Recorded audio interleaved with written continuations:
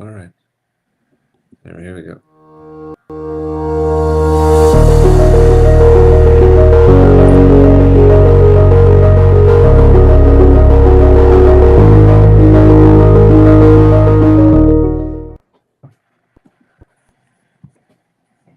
Okay.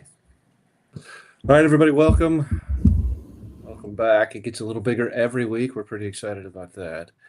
And this week we've got some questions we're going to go over. Dr. Beth Robinson is back. I should play your song, but I'm not going to right now because I don't have it queued up. So I should have been all over that. That's what I should have done. And so if you all are ready, we'll just jump right in then. Let's do it. Yep. Okay. Did it show? There it goes. Geez, it's fighting me.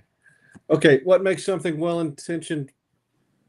Sorry, what makes well-intentioned parents? What's something well-intentioned parents do to make their kids less safe? I have a doctorate. I can't Yes. read. I kept seeing I'm it going to say, backwards. I've been waiting for this question. I'm going to say we teach our kids to be obedient.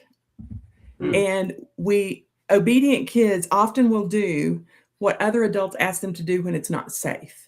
And I would like to see parents teach their kids instead, you're supposed to do what adults ask you to do as long as it is safe. If you feel like something an adult is asking you to do is not safe, you need to come tell me. You don't have to do something that's not safe. And I'll back you up on that. And similarly, we often, without recognizing it as parents, we ask questions to our kids in such a way that it's like, what did you do wrong with our kids? How did the school day go today may mean, how much trouble did you get into? Instead of asking questions like, did something funny happen today? Did something happen that made you uncomfortable? Did something different happen today at school? Those kind of questions will open the door for our kids to talk so much more. But we also need to teach our kids to be obedient when it's safe. Yeah. It brings to mind like the creepy extended family member that we make our kids hug. Yeah. Yeah. Not cool. No. I also say we should never teach our kids that they have to hug somebody who's a stranger, even if it is an extended family member. Why do we have them go hug Aunt Ethel, who smells funny and is old and they've never met before? What are we teaching our kids with that? You know, they don't know them. No, I like it. Yeah, there's a dad that I respect and admire, and he taught his daughter, you don't ever have to hug anybody. They may even ask for a hug and you may know them well. They may be close in your family, but if you don't want to hug them, you don't have to. And I love that. I wish I had taught my daughter, well, both my kids, right, that. Yeah, but the pressure, the cultural pressure to, someone says, give me a hug, to do so, right? But to learn to resist that and listen to what do I want? What does my body say? Like, I love that.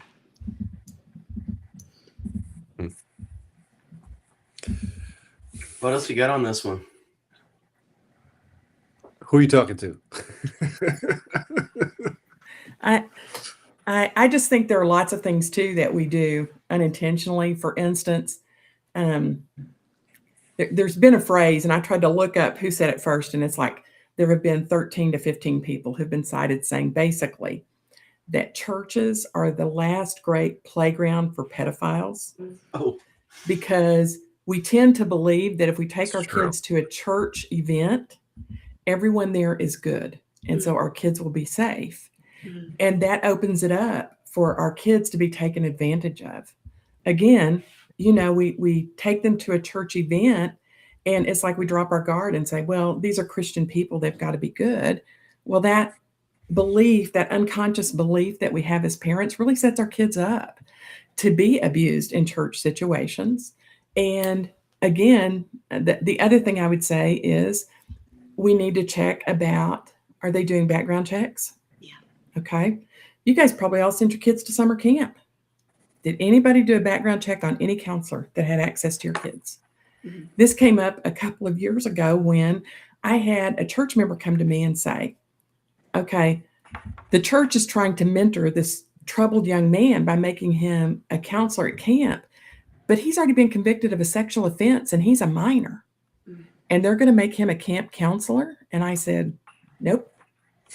No, if you can't stop that, don't send your kids. But those are the kinds of things that as Christians, we want to be redemptive.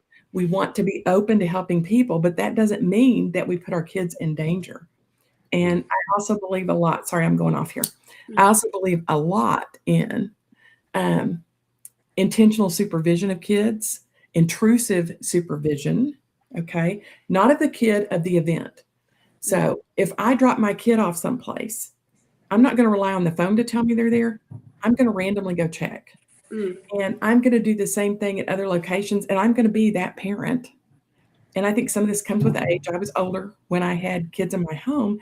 But if you're the parent that does that, believe it or not, it protects your kid in a way nothing else does. Yeah. The other kids will ask your kid to do something, and your kid can say, hey, my mom may show up any minute. The adults stay away from your kid because they know you're going to randomly show up. I don't want to be in my kid's business, but I do want people to know that I am a mama bear and you better not mess with my kid. So one of the things about churches too is they will put in those policies and they'll do background checks, but then they won't follow any of it. So you have this false sense of safety, like you think your kids are safe in that way. And then all these other people are walking through the kids' wing or other stuff is happening. And there was a church where one kid molested another, actually, that we were at a long time ago. And they tried to pull my wife and I, who's also a therapist, right, all in on this. And because they were going to split over this and they were trying to get us to take sides with that. And it was a mess. Policy and following the policy are two different things.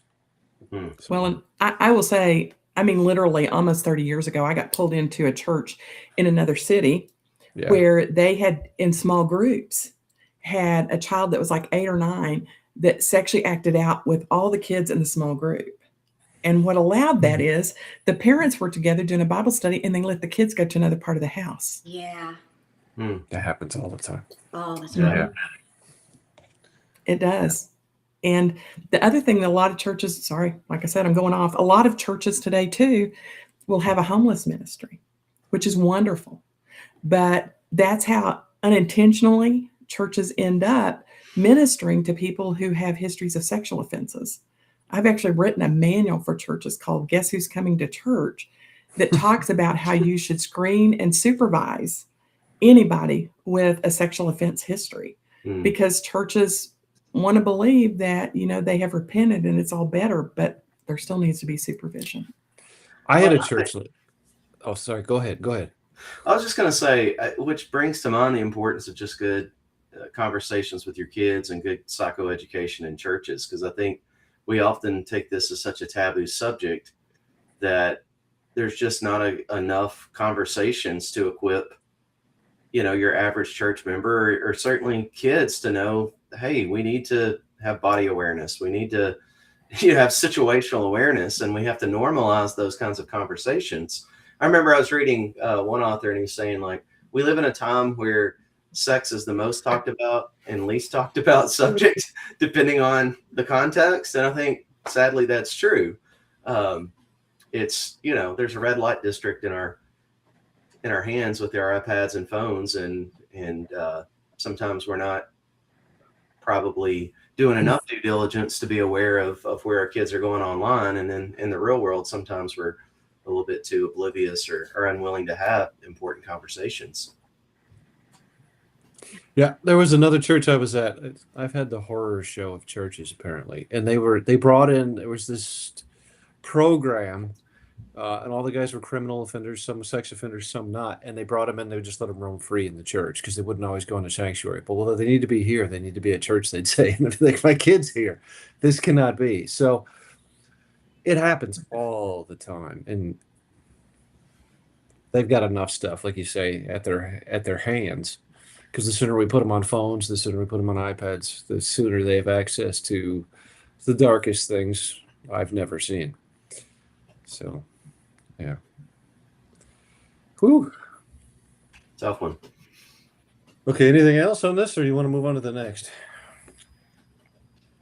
think there's a flip side where there's increasingly parents doing more for their children and if the children are capable of doing for themselves, and so also not empowering them to make appropriate and developmentally appropriate choices. That Anxious Generation book is very interesting to me. This idea that I'll drop them off, at church, for church camp in the summer and not really have contact with them for a week and just hope and trust that they're being taken care of. But I'm not going to let them learn how to make choices for themselves or developmentally appropriate. Yeah. So then they become like super just sort of helpless and dependent in ways that aren't good for them either. And so I think, that choice along the way, developmentally appropriate choice, every step of it is helpful in empowering them to know what they want, what they feel, to be connected with that, and to feel like they have some agency. Yeah, I think we definitely don't need to just look at it kind of from the adult perspective, but definitely from the kid perspective and empowering them Yes. to say no, to know that it's their body, to know developmental sexual knowledge. Mhm. When I speak, sometimes I'll say, how often your kids are encountering sexual knowledge in the day. And, if parents will just kind of tune in around them and see what's there. And I say, as parents, we need to have that much conversation with our kids about what they're seeing and learning and whether that's consistent with a biblical view. Dr. Robinson, what's your view on teaching kids sort of cute language for body parts rather than the appropriate language for body parts? You're going to get us all going now. Well, Dr. Wichterman, are you laughing at my answer already? Well, I just like Okay. This is one of these situations here. Hold on. I'm just waiting. Nice. Anyway, I'll stop it there, but it won't let me stop it. It's gonna have to go. I think that we should teach kids the appropriate terms for their body parts. Now, I will give parents this one. If your kid is so young that you don't want them to use the word penis and talk about their penis in public because they can't screen between public and private information, I will say private parts. Okay? Kids can learn that private parts are where their swimming suits go, but we don't need cute names. I had a parent whose kid called it his fire hose, and he was abused, and it actually confused everybody. All the forensic interviewers were like, what's this about a fire hose? Where was the fire hose? And the kid is talking about his penis. Yeah. So cutesy names, and it really hampers communication long term. And I think it's confusing for our kids. It's confusing enough that our kids can take a health class or a biology class and everything they learn there does not apply to them. They can't figure out how that's any part of their body or any part of what's going on in the back seat of the car or in the bed. So why are we going to confuse it more with cute little names? Yeah. We do some of both of that in my house. We probably should tone it down, but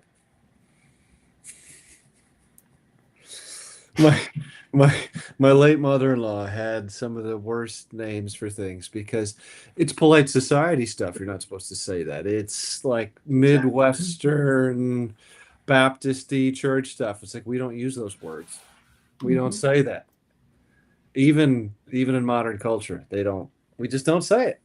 So, and by the way, some churches are doing a great job on this, but on the whole, I've been doing some version of the sex class for college students for 8 years now, and every semester we start just by doing the self-assessment and then giving feedback on how sexuality was socialized in their upbringing. And the vast majority of us evangelicals, it's like, you might or might not have gotten the birds or bees talk on a couple of occasions at home, and then at church sex was kind of like you got the obligatory sexual sin is bad, or the true love waits and sex is easy and amazing in marriage talk without any like nuance or detail or anything like that. And it's like, we just have to do a much better job equipping in our homes, in our churches, to just give a foundation so that as our kids start engaging with a culture where there's just all kinds of crazy, differences in values and ethics with sexuality, that they can have a filter and they can differentiate what is good and healthy about sexuality and what are the parts that are maybe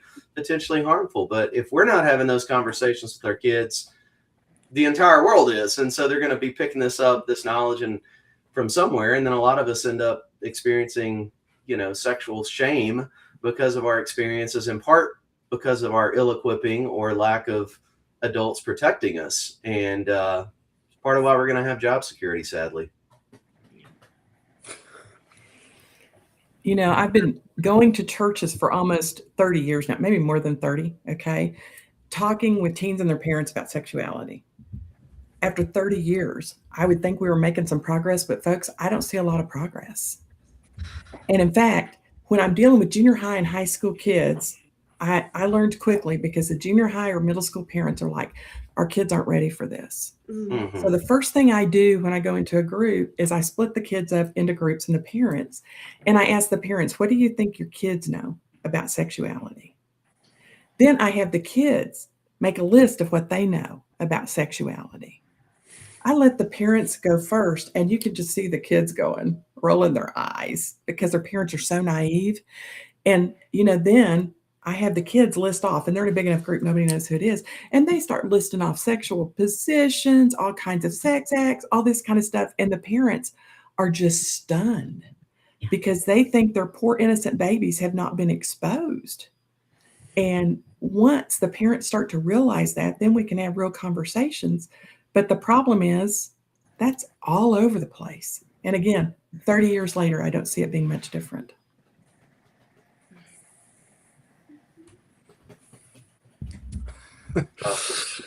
Yeah. We're working on it. There's some of us out there trying to have those conversations. I mean, when I was growing up, like the main focus for talking to your kids about sexuality was the James Dobson videos, where you sat your kid down in front of it and walked away.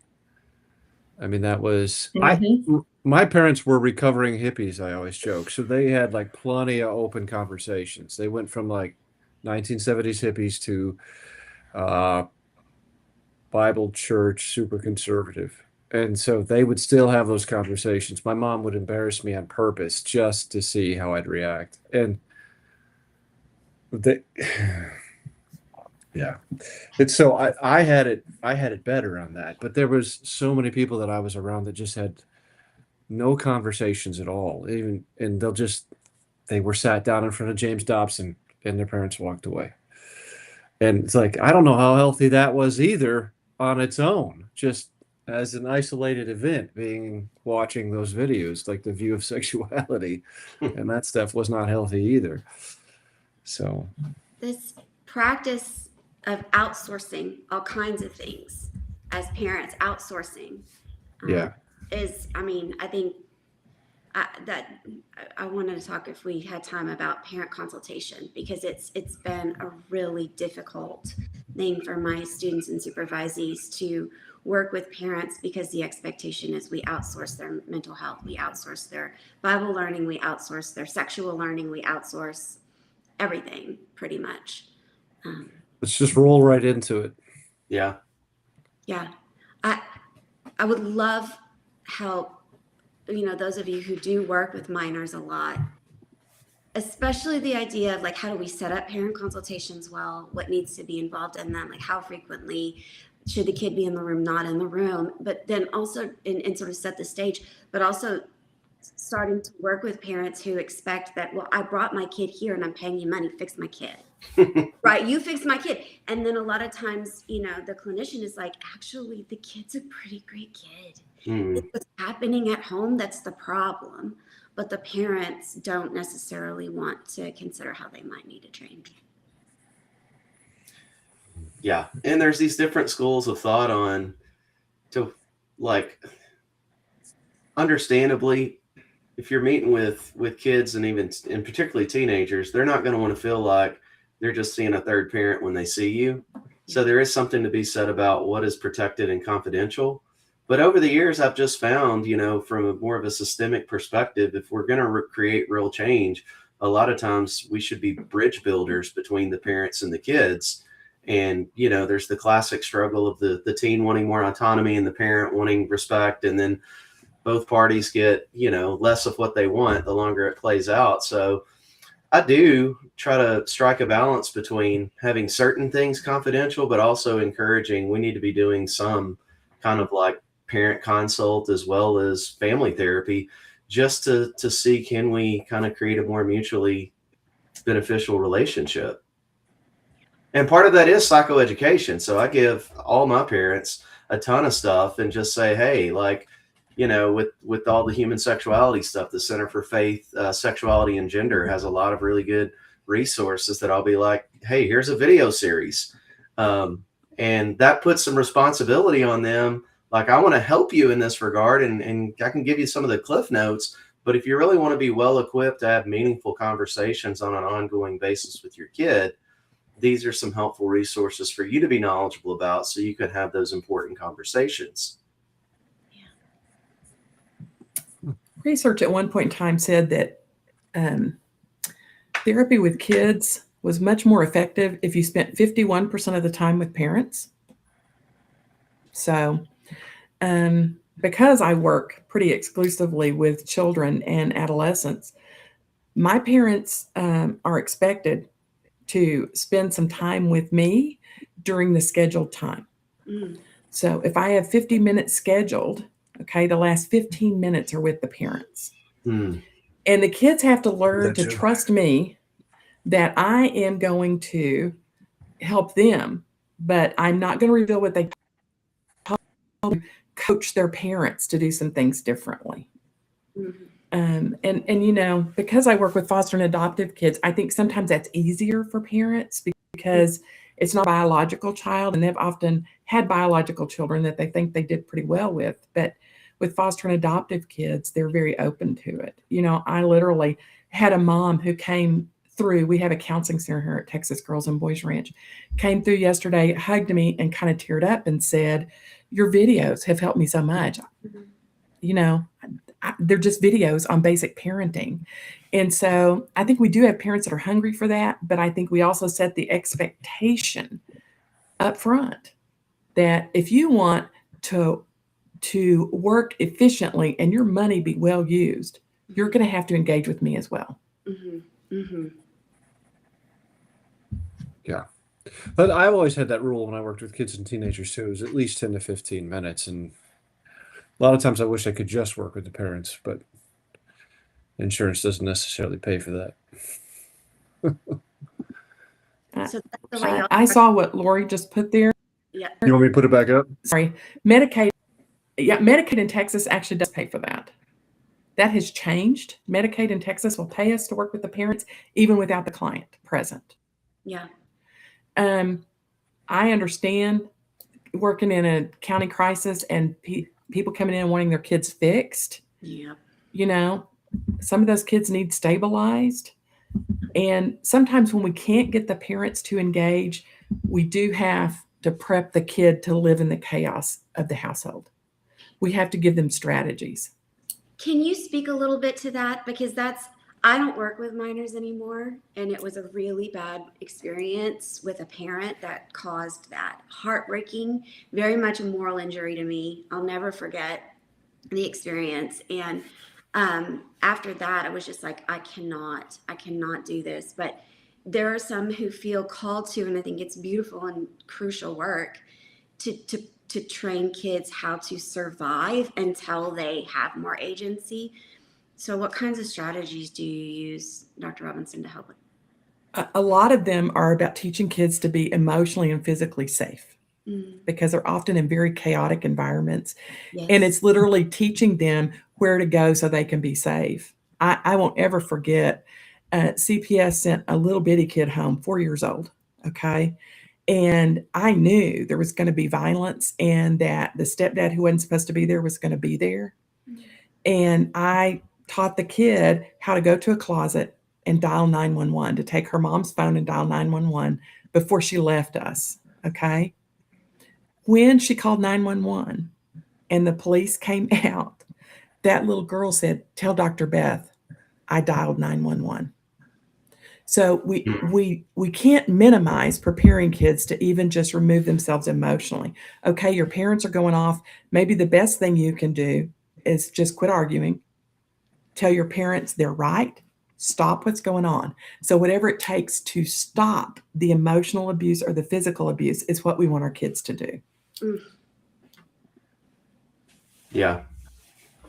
Yeah, I'm always assessing how, the kid's developmental level, and then how much time do they have in the environment if it is unsafe. And, in some cases, I just find teaching both the parent and the kid some of the regulation skills is so important when you just have this volatile kind of high stress environment. And, the parents are mad that the kids aren't complying, but it's kind of like, well, you're not modeling regulated behavior. And so the kids, when they get angry, they're kind of acting out in their own way, and they're just modeling your intensity. Even if you don't like their words or actions, a lot of it is just learned behavior. That's a great point. We have got to teach those regulation skills.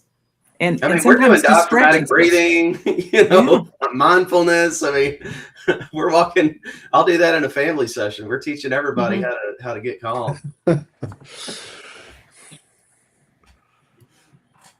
Yeah. Well,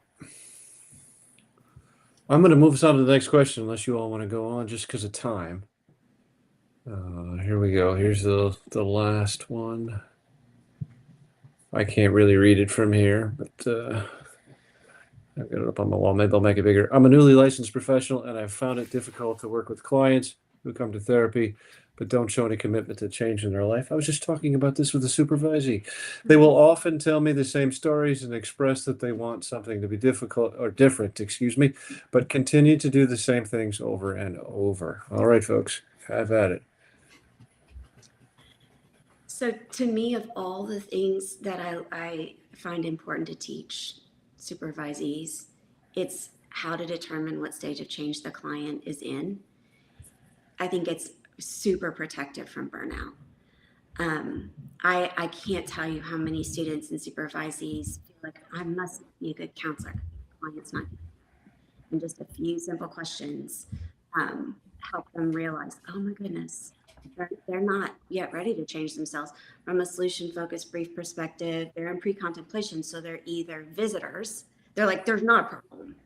There's not a problem. They're court mandated, or their spouse says, well, you got to go to therapy or our marriage is over, or they're a minor and their parents are like, fix my kid, and the kid doesn't think there's a problem, right? So they don't think there's a problem at all, or they're a complainant.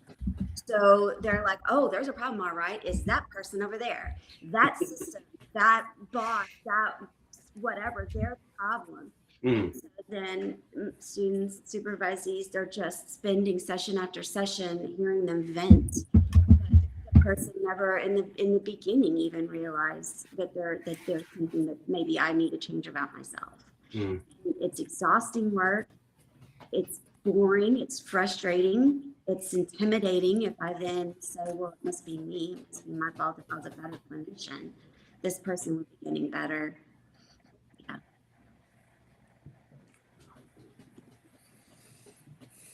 Yeah, my short answer is get some training in MI. Yeah. Motivational interviewing. Yeah. Because it normalizes all this. Like a high percentage of clients, the philosophy of MI, the spirit of MI, we might say, has all of the person-centered stuff where we need to maintain that disposition of positive regard and genuineness and non-judgmental acceptance and all of that. And part of it is just accepting and normalizing ambivalence. Like the client may talk a lot about wanting something to be different before it's ever translated into behavior. And there's all these, as you were saying, Crystal, there's just these internal processes that before we have change in the behavior, they have to work through their own internal resistance. Because if you're, and we can gently point out incongruencies, that's part of the whole philosophy. But if you're anticipating or expecting change faster than the client, that's a really quick way to get some resistance. And I've just found I can't care more about a different outcome than the client themselves. Not that I don't want for change to happen, but if I start getting resistant or frustrated in myself, it's usually because of my own impatience or expectations that have more to do with me than the client. And so respecting their autonomy means when they're ready, they will change. And there's times where having the same conversation 20 times has some value because it's part of their incremental process towards eventual behavior change. I work with clients where I really work with my students and interns and young counselors in the field on what's the capacity. It's not quite the stages thing, but what's the capacity? Because when I'm working with a young adult who's autistic, prenatally exposed, mom's going ballistic over she's staying out too late. Okay, I have to educate mom that this adult may not have that capacity. Yeah. And we can shift that, but the phrase I teach young counselors is roar, rain on a rock. Some of the clients we work with, rain can change a rock eventually, and we can make a difference.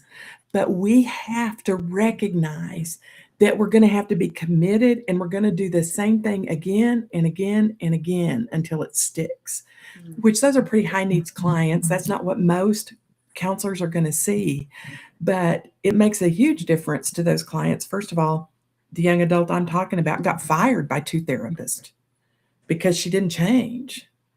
And so my commitment is I'm here. And just that commitment of I'm sticking begins to make change. I love that rain on a rock thing. I just encountered, one of my supervisees showed me something called the skill will matrix. Have you guys seen the skill will matrix? It didn't come to my knowledge out of the mental health field. It just basically 4 quadrants. And it's like, I'm willing, but I can't right yet. Or I'm willing and I can. I can, but I'm not willing. And I'm not willing and I can't.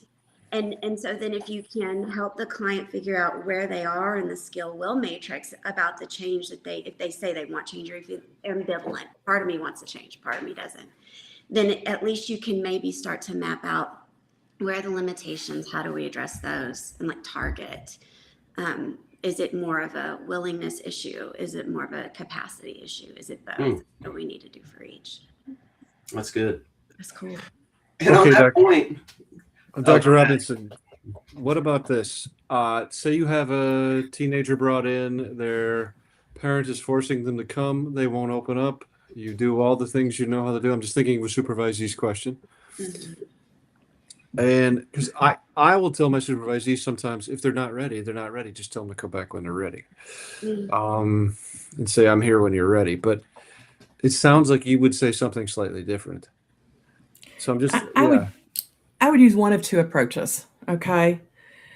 My favorite approach to use with them is in the first session. They come in, they don't want to be there. They're not going to talk. And I say to them, I don't blame you. I wouldn't want to be here either. But your parents expect us to stay 40 or 50 minutes. So we're just going to do that time. And I'm going to be honest with you. I'm really busy. I really don't need any more clients. And I only take on really interesting clients. And so let's just play cards. And, it's no big deal. We'll just spend our time here together. And pretty soon the kid will ask, what's an interesting client?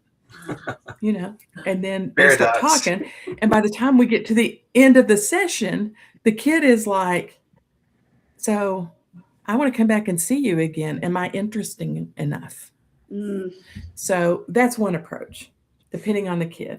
The other approach, because I have worked with clients who have kind of, by the CPS system, always been kind of forced to do counseling. They're expected to. It's part of their treatment plan. And they'll come in and not want to talk, and I'll take out a deck of cards and I'll play solitaire. And and I'll say, I know you don't want to be here. We don't have to talk. We have to stay here this long. I'm going to play solitaire. And then the kid may get mad and go, what are you doing? You're supposed to be talking to me.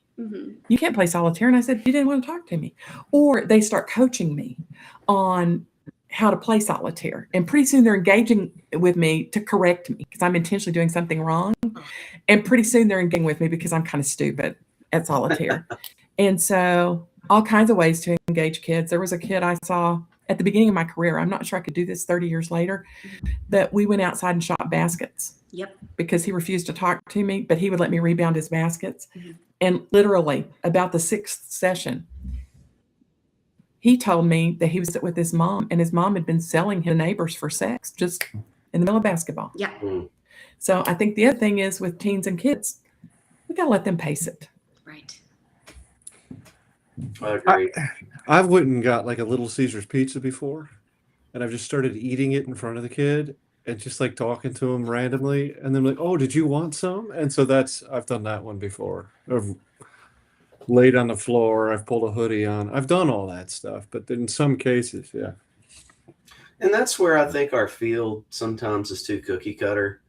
And Right. I'm really big on, I mean, there has to be a theoretical basis for what we're doing.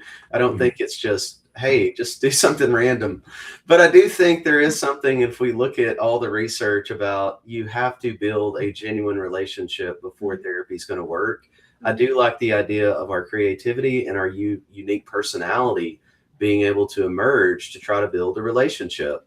And your story, Dr. Beth, reminded me, I had a guy come, he's like in his, I think, close to 30 or something. And he had came like to my office like 18 years ago. And it was the same deal. Our office was next to a gym. The kid wasn't talking, gave me nothing the first session. The second session, the mom had said I'd asked about interest. He plays basketball. So we went and shot hoops, and then eventually he opens up. I met with him like 7 or 8 times, forgot about the kid, and then 18 years later, he shows up in my office and is like, yeah, I remember you really helped me. And, I've been to like 5 therapists, and, most of them were just basically kind of doing the traditional therapy and just getting outside of the box, and was what this kid needed. And I think being client-centered is part of figuring out who is this unique person and how can I use the unique parts of me to try to connect with that. And there's nothing I tell my students all the time, there's nothing you can do about your personality. Like, people are going to vote with their feet if they don't like you or don't trust you, or there's some weird transference thing you can't do anything about. But it's up to us, be your professional self, but your authentic self. And I've just found that works way better than being so buttoned up or so cookie cutter that the client is just like seeing through the BS and it's like, I don't have any interest in this. And kids sniff that out really quick. Yes, kids and teens. And that forced pressure. I think one of the things that gets in the way of being creative and just being with a kid or a teen, just being with them. And what are you interested in, man? Okay, teach me about that. I don't know anything about that. Tell me all about it. Like, oh, you know how to play this thing? I don't know how to play this thing. Come on, teach me. But like, if I feel the pressure from the parents to change the kid and fix the kid will sense that. They will sense that in a heartbeat, and they'll be like, And so part of being a counselor is resisting external pressure so that I can just be my flexible, curious self with the person across from me. Yeah. Yeah. It's definitely. Do we All want right. to take go that ahead. last one that somebody asked in the chat? You want me to put the question Wrap back up? up? I think it might have been about what we were talking about before, but here it is. Yep. I think there's a typo here, but you get the idea. I do think that. Increasingly, social media, I think, is driving a lot of that. Focusing on victim mentality and identity labeling, right? Well, I'm anxious. And then maybe I know all the buzzwords from all the, TikToks about that, but I'm not actually ready to work on that because I am anxious, right? It's my identity. And so, yeah. There was a clip I saw where they're in a classroom and the teenager says she has atypical Tourette syndrome. Have you all seen this clip? And the teacher doesn't understand what she's talking about. And they're like, well, let me educate you. It's not your fault. You're ignorant. And the girl says that atypical Tourette syndrome is Tourette's without the symptoms of Tourette's. And so like that's what you're That's funny. describing. I Yeah. gotta show. Maybe we'll show it next time. I'll pull it if I can find it. It's on one of those like Freeform or Disney shows, I think. So I reference this all the time because I've been doing this parent ed series, and a lot of it's based on Jonathan Haidt's work, Anxious Generation, and his big tagline is we've underparented in the online world and overparented in the real world. And like one of his big arguments is if we're not giving kids opportunities to fail and learn from it and develop resiliency and all that, then it also contributes to this kind of victim mentality where everyone feels entitled. People can't deal with any kind of adversity.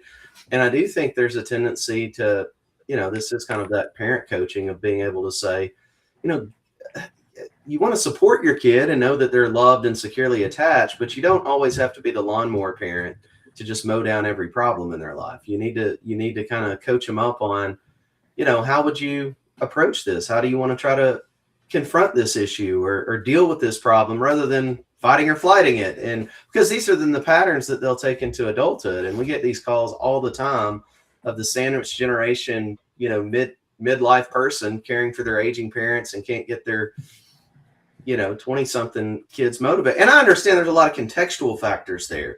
And I'm all about supporting people. I love that Volunteers of America catch a fish for someone, feed them a meal, teach them how to fish, feed them a lifetime. So people fall on hard times, and we need to be able to support them wherever they're at in their developmental journey. But as a general rule, what we need to try to do is equip people to deal with adversity and develop personal responsibility so that when life gets hard, it's not always someone else's fault. And I think that's a common pattern that I've seen increase over the last 20 years of practice. Same. It's yes. And I heard, I think it was a teacher talking about this idea that if I say I can't, it's just because the first step isn't small enough yet. So it's like, oh, driving makes me anxious, so I can't get my driver's license. Or I have social anxiety, so I can't go out in public. It's like, no, you can. Let's figure out the first baby step. I like your question. Like, how do we overcome this thing? And what's the small step that we can start doing? Because it's not an either or. It's not I can do this, no problem, or I don't do it at all because I can't because it's my diagnosis or my identity. Rather, it's, okay, what's the first step? Is it thin enough? If it's not thin enough, can we slice it a little thinner and do it? Yeah. So you're talking about scaffolding, and Yes. the driving thing made me realize that. Yes. I got to teach kids and grandkids to drive, and I had one who was terrified. Mhm. So we literally went in the parking lot, okay, and put the car in drive, and it was just, on idle. Uh-huh. Okay. We drove around for an hour. And then the next time we drove around for an hour, same speed. We did that several times until she would just try the gas pedal a little bit. And that's scaffolding. That's meeting her where she is. And I agree. Kids and adults even who say, I can't, maybe we haven't done the scaffolding. We haven't gotten it down to the one thing they can do successfully. Yes. Yeah.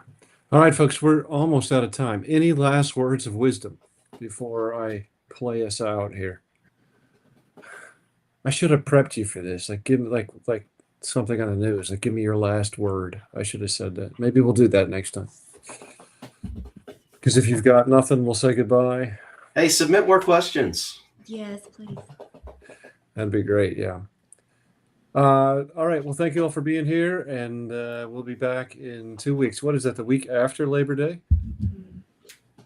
Is that the week after Labor Day? I think so. I think it is. So plan on.